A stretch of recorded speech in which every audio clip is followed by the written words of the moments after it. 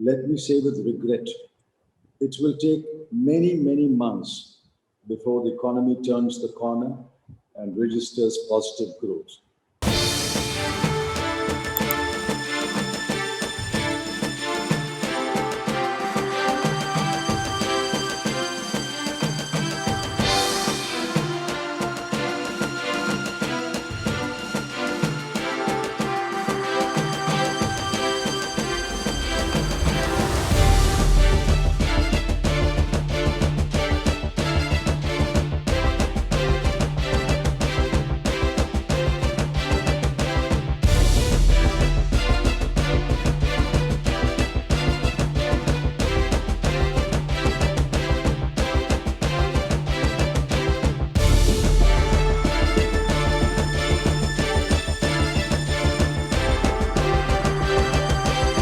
The CSOs released the provisional estimates of GDP for the quarter April-June 2020, which is the first quarter of 2020-21. GDP in the first quarter has declined by a whopping 23.9%. That means about 1/4 of the gross domestic output as on 30th of June 2019 has been wiped out in the last 12 months. Another way of looking at it is, since the end of 2019-20, the gross domestic output has fallen by about 20%.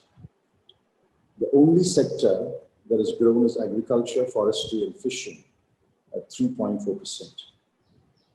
The Finance Minister, who blamed an act of God for the economic decline, should be actually grateful to the farmers and the gods who bless the farmers. Every other sector of the economy has declined sharply, some precipitously. Manufacturing is down 39.3%, construction is down by 50.3%, and trade, hotels, transport, and communications by 47%. The estimates do not come as a surprise to us. They should be a matter of surprise to the government that was seeing green shoots on several days during the first quarter.